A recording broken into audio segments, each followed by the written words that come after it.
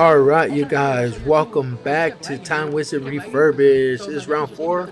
To the left, you got myself, Antonio, still with Frpg OTK, and to the right, we got Carlos. For those of you guys who aren't familiar with Carlos, check out his Instagram. He does a lot of Hero Beat. That's his favorite deck. I think it's under the name Unknown Hero D. And just go ahead and give him a shout out, give him a like, right?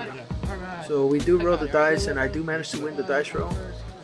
And honestly, so I start off with Swap Frog and I dump Treeborn. When it comes to the Frog deck, I still consider this being one of the best decks in the format. Me personally, because I like combo decks. I think it just suits my playstyle. I'm not saying that this is for everybody, but if you guys like having 1-for-1 or being able to play more than just summon and discard, aka value turbo, then I say give it a shot. And if you guys like mid-tempo decks, or should I say control, Carlos shows a good exhibition on what it means to play like a mid-range build because the hero. So he opens up Trap Dust Shoes, he managed to set the swap, but as you guys can see, my hand is double salvage, 1-for-1 pot, reckless, and I'm just one monster away from being able to combo off. So I go ahead and set one pass turn. Carlos activates E-Call. Yeah, pretty sure obviously adds Stratos. But if you guys do like, like a mid-tempo deck, I think Hero Beat is exactly that. It can allow you to break boards, and it can also establish and make its own board because it does have the Miracle Fusion in the deck, which is a blowout card, and you can play Floodgates if needed. You can play Oppression and Skill Drain. But we do see Carlos set one. Standby, I activate Reckless Greed, activate Treeborn, special summon it back. And this is just where I'm like, yo, I can combo off now if I do have a monster, because I did have the 1-for-1. So I did draw into double swap. I use the effect to dump a substitute, and right here I can just go into salvage because he knows I have it already. Activate salvage, get both of those back to my hand, and I figured if I can bait out any back row by summoning a substitute, then I can go 1-for-1 and special summon another substitute. So I play. This is where I play a little more mid-tempo because I don't want to play aggressively into two back rows, considering if one of them is a spark. See, this is one of those places where I just special summon the dupe, and I allow him and say anything here just because he is able to chain Gemini Spark, but he doesn't, he decides not to. Just hindsight if he did or didn't have it, right? So I'm trying to play around Spark by not special summon the Swap Frog and using its effect, because then he can chain the Spark and get rid of the dupe and it'd make it miss time. So I do tribute the substitute, special summon another dupe. That at that situation he could have tributed Spark and target my dupe, but it would have been irrelevant because I already have another dupe and he would need to answer that one on the board. So I dupe block and go Uni, and I declare an attack with 400 directly. This is where he debates on what he wants to do.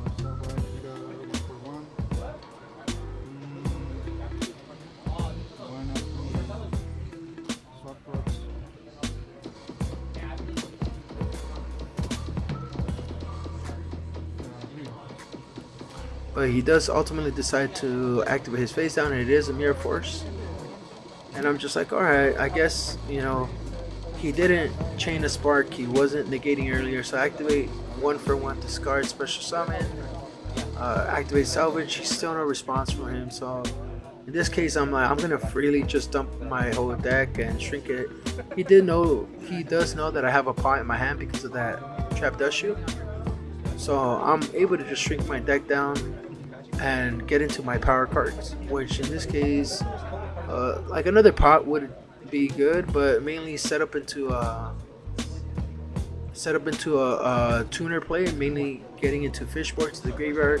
So by next turn I can set up a Stardust and stop a Spark, or if he does have any type of back row, then I'd be able to counter.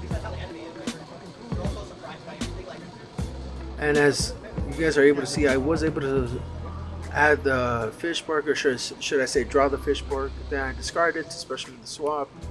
I discard. I'm just deck shrinking again.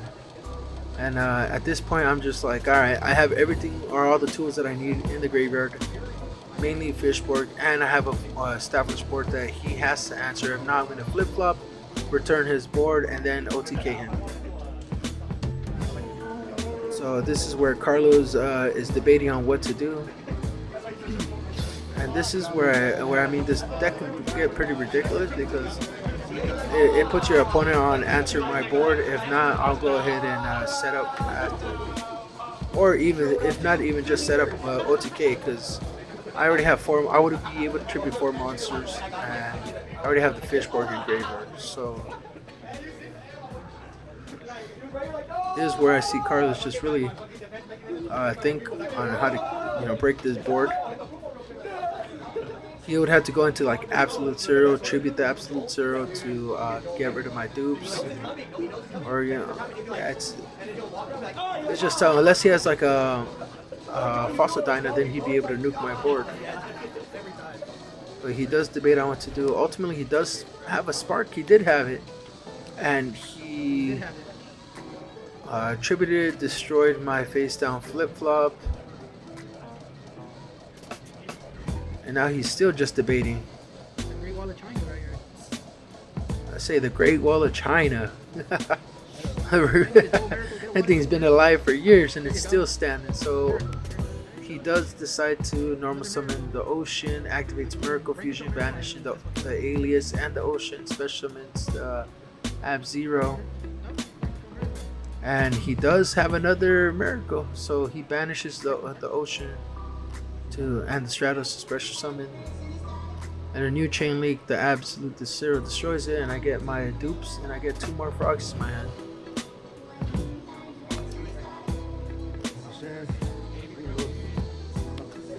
He does attack for 25. I activate Reckless in this situation in case I do draw a Gorse, but I'm able to special summon it after the hit, but I didn't draw it. That's turn 1 skipped, and for my draw phase, should I say standby phase, I activate Treeborn, and he has no back row. So I'm like, alright, there's no interruptions, it's free game, and all I have to do is find a way to go into a Stardust and a Brio, which this deck can easily do it. It should, if you play this deck correctly, you can always fuel out level 8s and level 6s. That's the whole concept of this deck. Just synchro and eliminate your opponent's board. Now you guys just see me. I hate to say it's kind of strange, but I'm playing with myself until I can set up a board. So I was getting a little ahead of myself. I tributed, special summon, then I do synchro for 8, and this is where the Stardust does come out.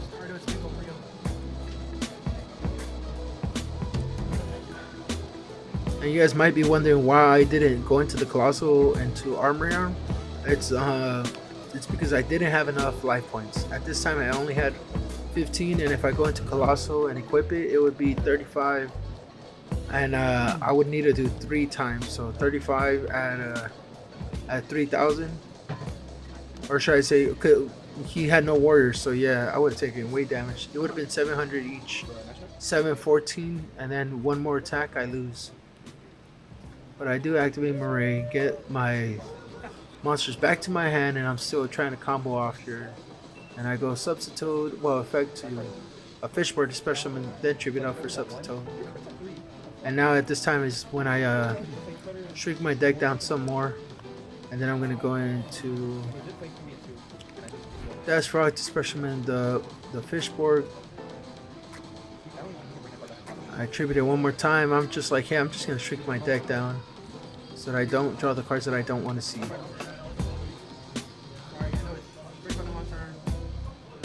Discard, special summon, synchro for 6. And then Brionic is on board now. And then I activate another salvage. That's the 3rd salvage or dual resolve and a Mirror Greed.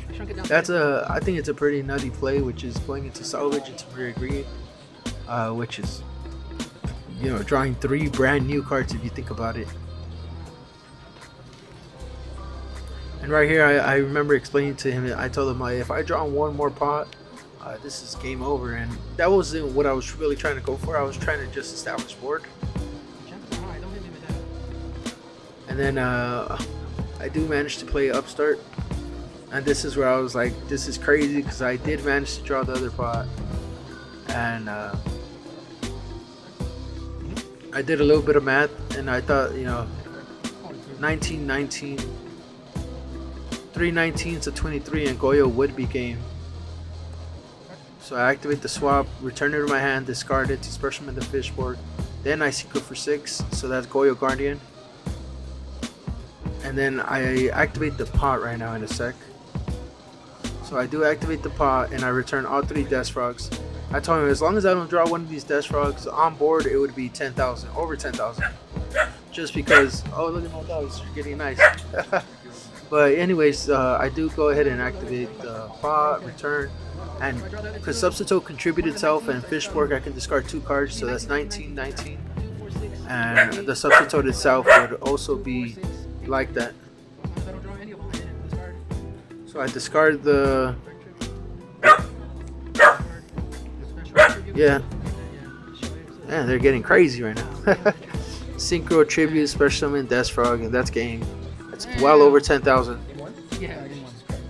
And as I sit and I start siding, one of the cards that I do side against the random rogue, or should I say a more back row heavy decks like Hero B or Blackwing, I do side into Raiko just because it gives me the potential to like get rid of back row. And because that's really the problem. I'm not really scared of the monsters. I'm more scared of the back row, like random skill drains, random like royal oppression. So my goal is to go into back row removal. So that's kind of my thing. And I'm assuming for him, he did go side into graveyard removal, which be Didacro or like soul releases, stuff like that. But he does open up emergency call. He searches the Stratos, summons the Stratos, searches Alias, and with that he passes, or he sets one, then passes turn. For my turn, I set one, pass turn, and then we see Carlos draw another. And this is where he was debating on what to do or what not to do.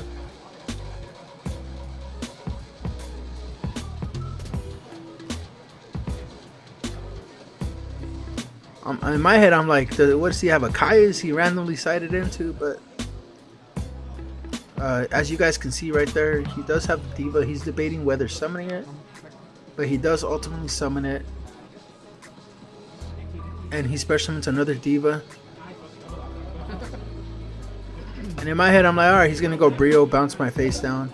But even better, he does have the mind control, and he gets my Raiko as I was talking about, and he mills 3. Let's see what he mills. It was Gemini, and Honest.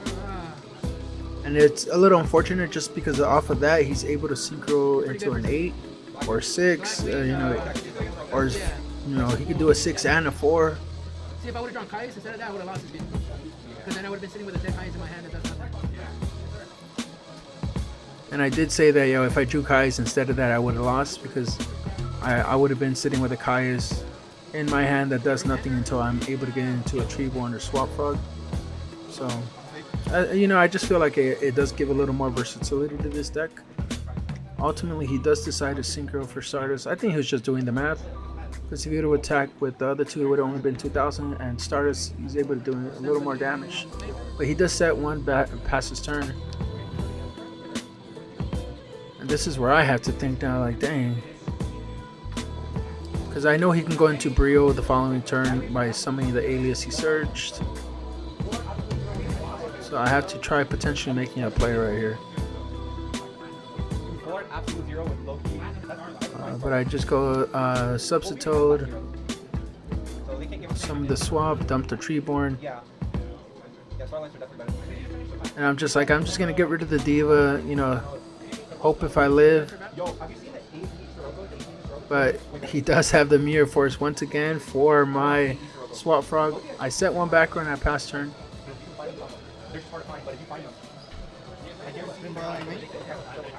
He normally summons the Ocean, declares an attack with Ocean. I take it, and he declares an attack with Stardust, puts him down to 1500, and then he activates Super Poly.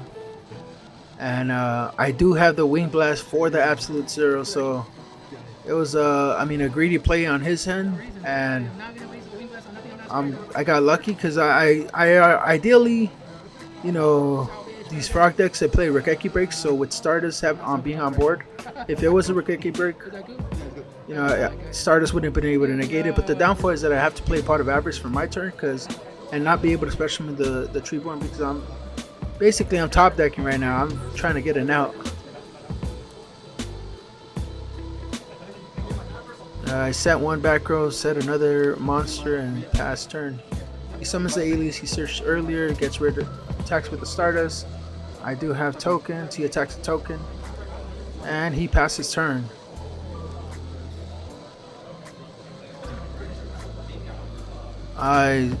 He nods his head no, because I did manage to draw into a Substitute, tribute it.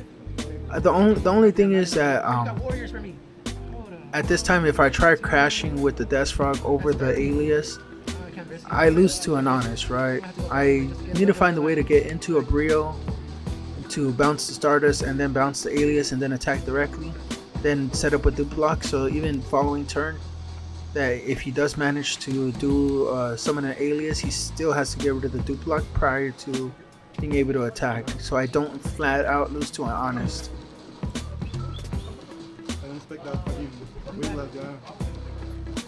So at this point, I'm just shrinking my deck down a little bit.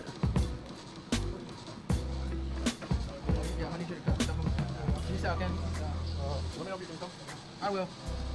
So I do, and this is another play, you know, for those of you guys that do play frog decks or just combo decks, what you want to do is shrink your deck down a little bit before activating the Reckless Greed, just so that you're able to get rid of the fluff stuff, which is the frogs that don't do much, and just trying to get into your power cards, which is mainly Pot of Avarice, Salvage,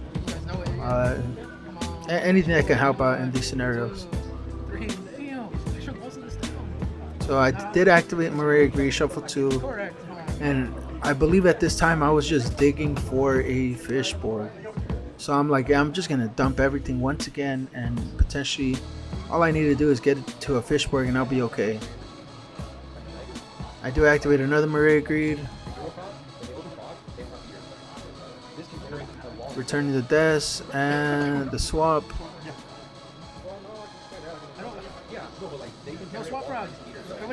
And I'm telling you, I remember calling him and telling him, hey, all I really need is a fish board at this time, just so I can play Yu-Gi-Oh. But yeah, that's the luck of the game, right?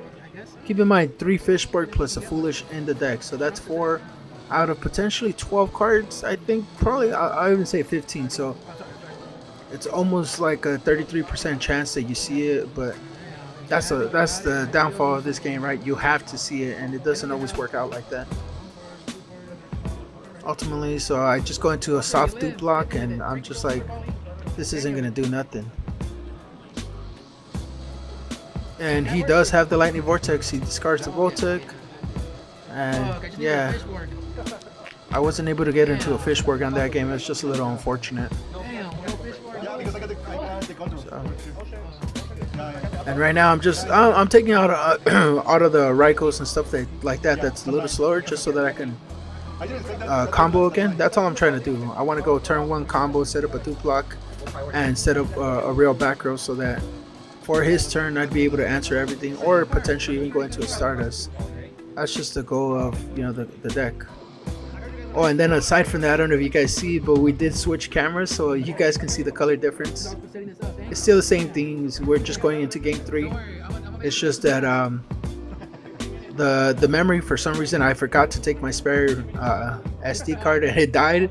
So I'm just like, it was unfortunate, but good thing I had another backup. So we did use the backup, and game 3 I'm starting right here. I'm debating on what to do, so I do end up going Swap Frog, dumping the Treeborn, and I pass turn.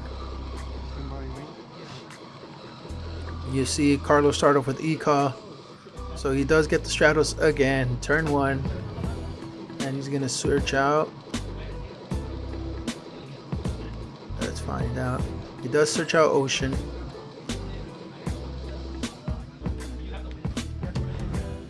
he swings in for 1800 and I take it.